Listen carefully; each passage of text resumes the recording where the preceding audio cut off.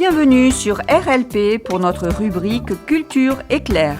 Une demi-heure d'échange, de partage, de passion, d'idées de sortie et tout simplement de plaisir.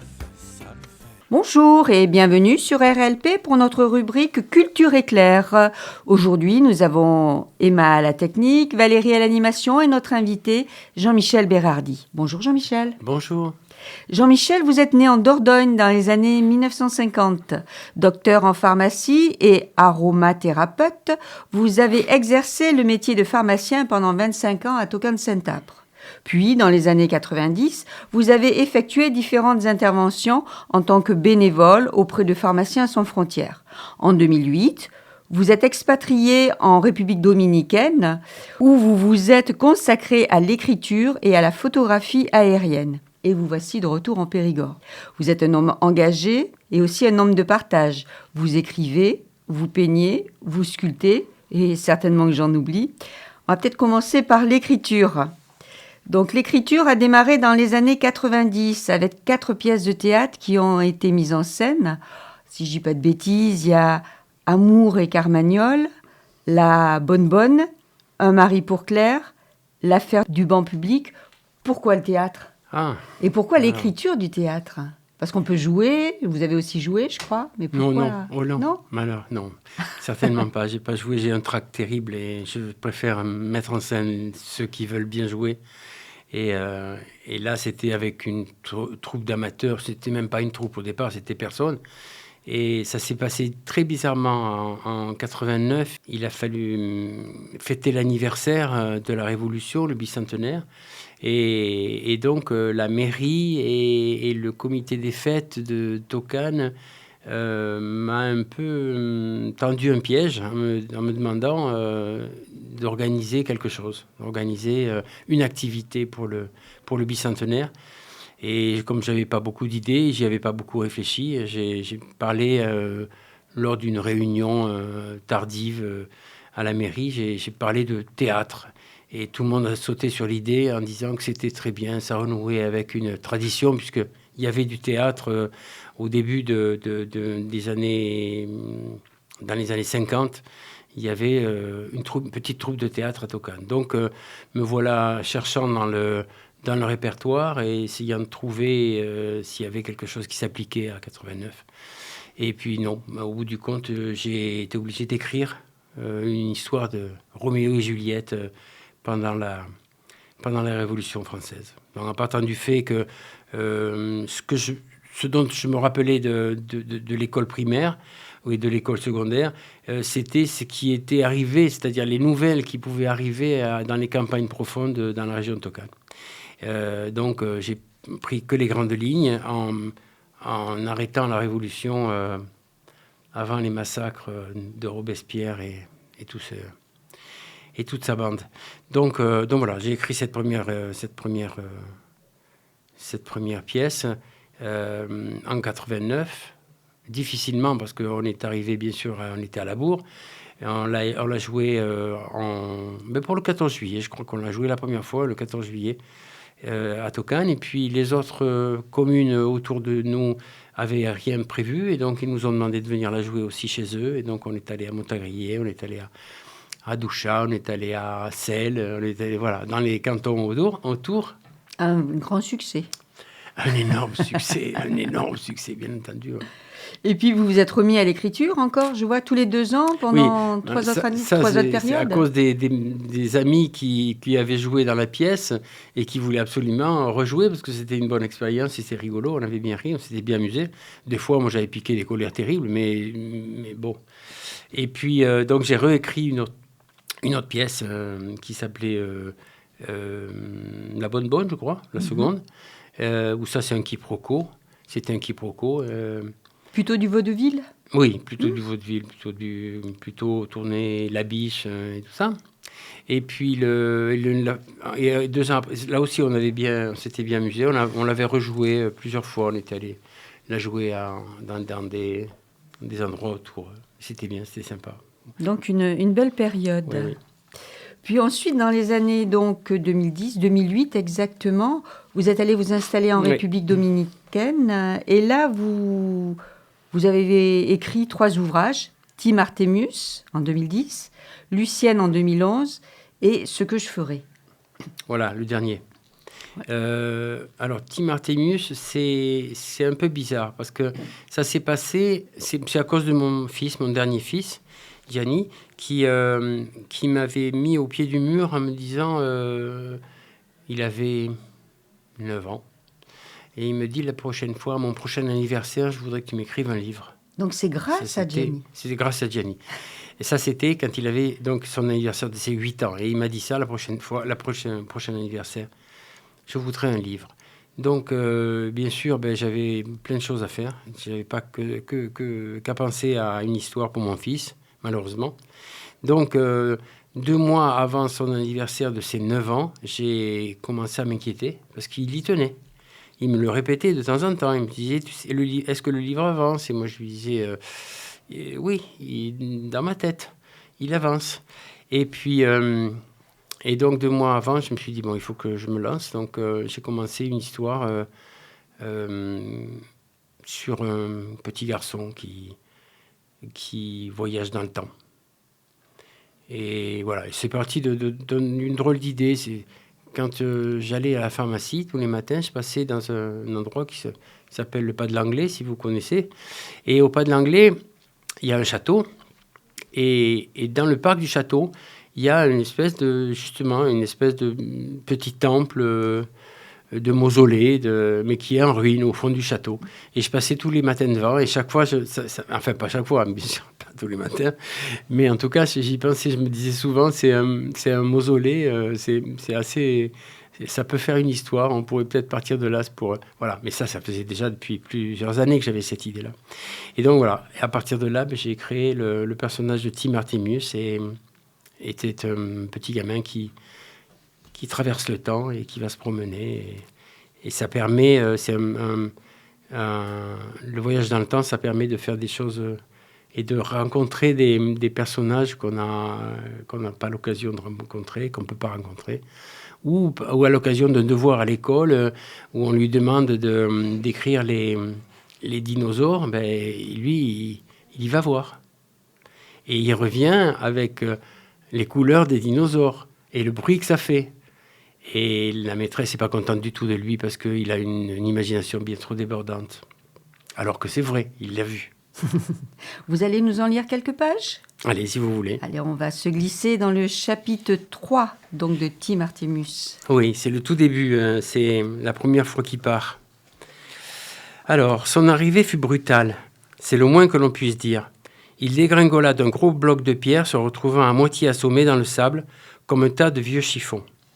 Quelques esclaves se retournèrent au bruit de sa chute, mais, trop fatigués, ils continuèrent leur dur labeur. Un gardien l'aperçut et s'avança vers lui, tout en décrochant le fouet de sa ceinture.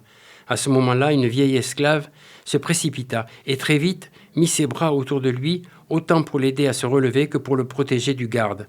Le fouet claqua dans l'air surchauffé. La vieillarde lui chuchota à l'oreille. « Relève-toi vite, sinon gare au fouet !» Chancelant sous le soleil de plomb, ils rejoignirent la longue file qui tirait le bloc de pierre géant. Le vertige du voyage calmé, Tius écarquilla les yeux et regarda autour de lui. Il était au beau milieu d'un immense chantier. La poussière, soulevée par les milliers de pieds nus des ouvriers, lui masquait l'horizon. Il tirait la corde comme les autres, et le bloc de pierre posé sur des rondins de bois avançait à pas d'escargot. Le soleil écrasant, les corps en sueur, les fouets, les énormes blocs de pierre, le vertige le reprit. Il se retourna vers celle qui l'avait secouru peu de temps avant. Elle répondit avant qu'il n'eût le temps de poser la question. « Nous sommes en Égypte autour de 2690, avant Jésus-Christ, d'après ton calendrier. Pour tous ceux qui nous entourent, nous sommes en l'an 11 du règne de Khéops, à qui nous devons de travailler comme esclaves à la construction de sa pyramide. » « Esclaves, dit-il, les yeux écarquillés ? Non, plutôt ouvriers recrutés de force. Et c'est presque pareil. Les pyramides n'ont pas été construites par des salariés avec des congés payés, assurance maladie et retraite garantie, mais par des milliers de pauvres gens venus, pour la plupart, des contrées sauvages de la Haute-Égypte et des pays voisins. Regarde là-bas, le grand costaud noir, comme un boulet de charbon. Tu le vois ? C'est un Nubien. Ils sont très forts et souvent très gentils, mais ils parlent un dialecte impossible. Et celui-ci, juste bronzé avec des traces bleues sur le front et les mains et sur les mains, c'est un Libyen. Et cette femme qui porte une cruche d'eau et qui est bien belle, ma foi, ce doit être une Égyptienne de la haute vallée du Nil. Une Égyptienne et pourtant esclave ? Oh oui, presque la moitié des ouvriers ici sont égyptiens, mais d'ethnie ou de communautés différentes. Le pharaon ne s'embarrasse pas de scrupules, tu sais. Il faut de la main-d'œuvre, alors on en trouve. Un pli en forme de T renversée apparut entre les sourcils de Thius, signe d'une profonde réflexion. Tire sur la corde, ou au moins fais semblant, sinon c'est le fouet. Esclave, pouffa la petite vieille. Comment se fait-il que tu parles ma langue, chuchota Thius, épiant le garde qui se rapprochait. Ah ça, c'est un mystère. Mais toi, qu'est-ce que tu fais ici ? Le garçon eut l'impression fugitive qu'elle connaissait déjà la réponse. Il ne répondit pas. Tirant mollement sur la grosse corde, Thius se posait des milliers de questions. Que faisait-il ici ? Comment était-il arrivé dans ce chantier égyptien, presque 5000 ans avant sa propre naissance ? Qui est cette vieille esclave ? D'où viennent ces vêtements minables ? Il décida d'attendre un moment plus adéquat pour avoir des éclaircissements et demanda « Quand est-ce qu'on mange ?» Elle répondit « Nous aurons droit à une soupe et une galette de pain au coucher du soleil, et d'après moi, il est à peine midi. » Voilà. Très bien. C'est vrai qu'on avait oublié de préciser que Tim, en fin de compte, il s'appelle Thius. Oui. Voilà. Enfin, oui, c'est la contraction de Tim Artemius. Et Tim Artemius, il a des liens avec Artemus Gordon, des Mystères de l'Ouest ? Non, pas du tout. Non. Non, j'ai pas. Même le nom. Non, même le nom. Peut-être la consolance, c'est venu de mon enfance où je regardais les Mystères de l'Ouest, mais non, je peux pas vous dire que c'est exprès. D'accord. Ensuite, un second roman, là qui a aussi très bien marché et qui a été vendu parce que Tim Artemius, on peut l'acheter ? Oui, on peut l'acheter seulement en ligne sur lulu.com. Lulu.com. D'accord. Donc, on en revient au deuxième livre, Lucienne. Lucienne, donc, c'est ça ? Qui n'est pas tout à fait le deuxième livre. Ah, alors dites-moi. En fait, c'est le premier livre. C'est le premier. J'ai commencé Lucienne. J'ai écrit les 8 premiers chapitres à peu près. Et puis, j'étais en panne d'inspiration, donc je me suis arrêté. Et ça, c'était à l'époque où j'étais pharmacien à Tocane. Voilà. Et puis, après Tim Artemius, j'ai écrit donc la fin de Lucienne. Okay. Mais donc, c'est dans l'ordre d'apparition. Voilà. Donc, dans l'ordre d'apparition, nous avons ensuite Lucienne. Lucienne, c'est l'histoire d'une vieille dame... on dira simple, du Périgord. En France, c'est pas les sourcils, c'est une vieille dame, mais elle est gentille. C'est une gentille vieille dame. Et c'est drôle d'ailleurs, quand on dit une vieille femme, ça fait tout de suite péjoratif, mais quand on dit une vieille dame ou une dame âgée, c'est une autre. Et donc, c'est une vieille dame, qui est dans un petit village qui ressemble étonnamment à Tocane d'ailleurs. Mais c'est sa vie de tous les jours. L'idée principale, c'était ça. Je voulais décrire la vie de tous les jours d'une dame âgée qui est seule. Et donc, c'est ce que je voulais parler de sa solitude, je voulais parler de plein de choses, mais de son goût de vivre aussi et de l'envie de profiter, de partager. Mais c'est vrai qu'elle est quand même très acerbe vis-à-vis de ses contemporains. Oui, elle a un ton qui est clair, qui est direct, mais qui est aussi humoristique. Oui, elle s'amuse bien. Elle regarde les gens du haut de ses 78, ou je ne sais plus combien je l'ai mise, je crois que c'est à 78 ans. Et elle regarde les gens du haut de son histoire et de tout ce qu'elle a vécu, mais c'est une histoire un peu tronquée. Et c'est cette deuxième partie qui me manquait, c'est-à-dire cette partie qu'elle a oubliée. Parce qu'en fait, c'est jeune fille, elle a oublié toute son enfance. Jusqu'à l'âge de 18 ans, elle n'a pas de souvenirs. Elle ne se rappelle pas de l'école, elle ne se rappelle pas de ce qui s'est passé, elle ne se rappelle pas de ses parents, ou très très peu. Et voilà. Et à cause d'un choc émotionnel à 18 ans, elle ne se rappelle pas. Voilà. Et sa vie a commencé à 18 ans réellement. Et puis, petit à petit, elle se rappelle. Petit à petit, elle se rappelle à cause de chocs émotionnels aussi. Ouais. Mais là, à 78 ans, et à cause de nouveaux chocs émotionnels, elle commence à se rappeler. C'est un peu l'histoire, la fameuse histoire du coup sur la tête. Le premier vous enlève la mémoire et le second vous la redonne. Mais c'est un peu ça. C'est un peu la même chose. Tout à fait. Donc, une histoire du terroir avec des histoires. Et troisième livre, Ce que je ferai. Donc, le premier, on dira dans l'ordre d'apparition, était dédié à votre fils, le troisième à votre épouse.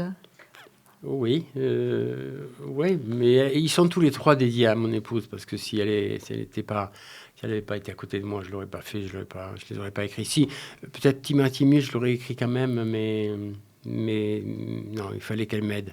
Elle m'a beaucoup aidé après l'écriture. Pas pendant l'écriture, mais après l'écriture. Et puis elle m'obligeait, ça m'obligeait, parce que pour Timothy Artemus, par exemple, parce que j'ai pas fini de vous dire que arrivé à son anniversaire, j'avais écrit que 3 chapitres. Justement, les 3 chapitres, le troisième que je vous ai écrit. Comment avez-vous fait alors? Et non content de ça, je me suis lancé avec l'idée que je allais lui lire. Et donc, je lui lisais un chapitre tous les soirs. Mais il fallait que j'écrive un chapitre aussi tous les jours. Ce qui fait que j'étais au pied du mur et il fallait que j'écrive à chaque fois. Et que ça se tienne et que l'histoire se tienne. Et voilà. D'accord. C'était assez compliqué. Donc, vous racontiez et ma femme écoutait. Et puis après, vous alliez écrire. Ma femme écoutait tous les soirs. Et puis, comme elle était attentive aussi, elle me disait non, mais ça va pas. Ça tient pas la route. Tu viens de dire, là, avant-hier, tu as dit qu'il était là. C'est pas possible. Il ne peut pas être là. D'accord. Ok. Et ce que je ferai alors, est-ce que vous pouvez nous en parler un petit peu? Oui.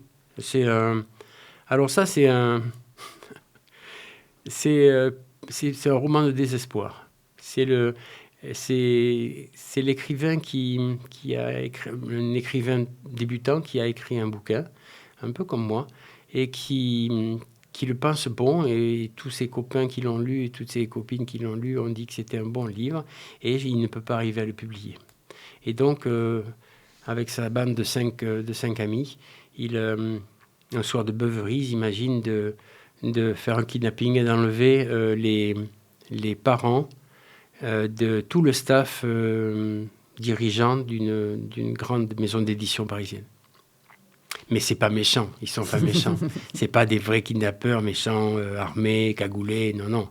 En fait, ils montent une arnaque, ils font croire à la maison d'édition qu'ils ont enlevé les petits vieux, mais en fait, les petits vieux, ils sont partis en vacances en Italie avec eux. Voilà. D'accord. Et là, d'autres projets maintenant en écriture? En écriture, pour l'instant, pas. J'en ai pas. J'ai plein d'idées, j'ai plein de démarrages. J'ai écrit plein de petites nouvelles. Voilà. Peut-être les nouvelles vont en les accolant les unes aux autres, vont faire un volume de 300 pages, mais oui, j'ai écrit des nouvelles pour l'instant. C'est pas un roman. Il faut qu'une idée, et pour écrire un roman, il faut qu'une idée, un souffle suffisant pour en écrire 350 pages, quoi. Et j'ai un style un peu particulier, c'est que je suis très concis. J'ai horreur de délayer. Je ne sais pas le faire. En plus, je ne sais pas que j'ai horreur, ce que j'aimerais bien de temps en temps, mais je ne sais pas le faire. Donc c'est très concis. Il faut que j'ai beaucoup d'idées pour arriver à faire 300 pages ou 350 pages. D'accord. Apparemment, les livres que vous avez écrits, c'était essentiellement pour la famille, pour les amis. Est-ce que si on doit écrire pour un très large public, on a une approche différente ou Je ne sais pas. Sans doute, oui, parce que en fait, c'est le désir de plaire. Et le désir de plaire à un grand nombre pour pouvoir vendre beaucoup de livres et gagner 1000 fois ou 100 000 fois 1,40 €, parce que c'est à peu près ce qui revient quand on a vendu un livre.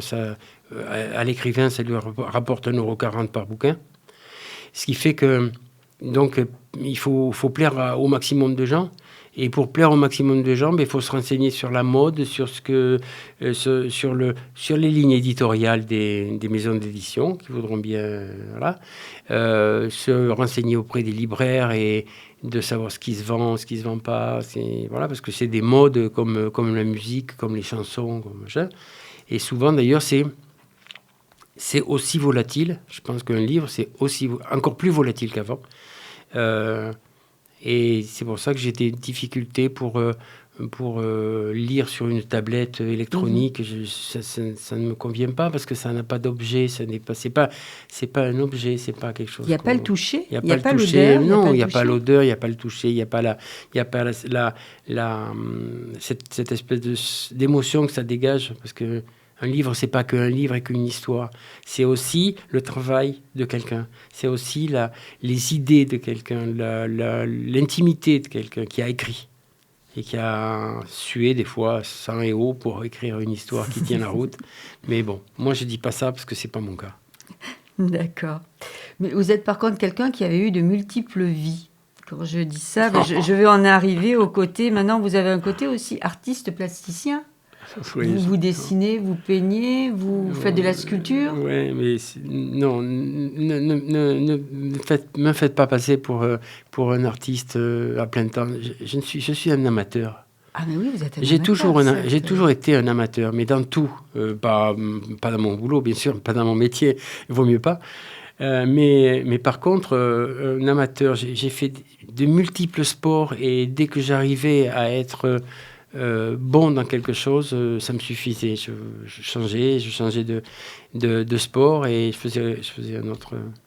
Et c'est pareil pour l'art, c'est pareil pour la peinture, c'est pareil pour l'écriture, la sculpture en ce moment, parce que je sculpte, je fais de la sculpture, mais je fais pas de sculpture, je fais des objets qui sont rigolos et qui sont agréables à regarder. Mais il y a du travail malgré tout. Ah, racontez-nous, expliquez-nous ce que vous faites. Je récupère des vieux morceaux d'outils agricoles anciens, cassés bien sûr, des gros boulons, des vis tordues, tout ce que je peux trouver chez les paysans. La plupart du temps, c'est du métal, c'est que du métal. Et ensuite, je les assemble pour que ça fasse un objet, un animal, un soldat. Non, pas un soldat, mais plutôt un berger ou un gardien ou une sentinelle. J'ai fait toute une série que j'ai appelée des sentinelles parce que ils sont pas réellement armés, c'est pas des gens méchants. D'accord. Voilà. Et d'autres projets? Je ne peux pas vous dire. Demain, peut-être j'aurai un grand projet. Là, j'ai commencé hier, j'ai recommencé à faire du roller, à faire du patin à roulettes. Très bien. On a été ravis de vous recevoir, un homme à multifacettes. C'est vrai qu'on aurait pu également peut-être parler de... Vous avez fait de la photo aussi quand vous étiez en République dominicaine, mais oui. C'est vrai que vous n'êtes pas artiste, vous n'avez pas cette fibre. Non. Mais je volais. Je ne faisais que voler. Je faisais du paramoteur et donc je volais, j'en profitais pour photographier les plages que je voyais en dessous de moi. D'accord, photographe. Et pilote. Partage d'images. Pilote. Voilà, maintenant, c'est un métier qui n'existe plus. Pilote de paramoteur et photographe, mais ça n'existe plus. Il n'y a plus besoin maintenant, puisque maintenant, il y a les drones qui font le travail bien mieux que nous. Voilà. Mais la vie passe. La vie passe, et vous avez su marquer le temps dans vos livres. Vous avez transmis des histoires et des époques. Merci beaucoup, Jean-Michel. Merci à vous. Et au plaisir de vous retrouver. Merci beaucoup, ça sera avec plaisir. Au revoir.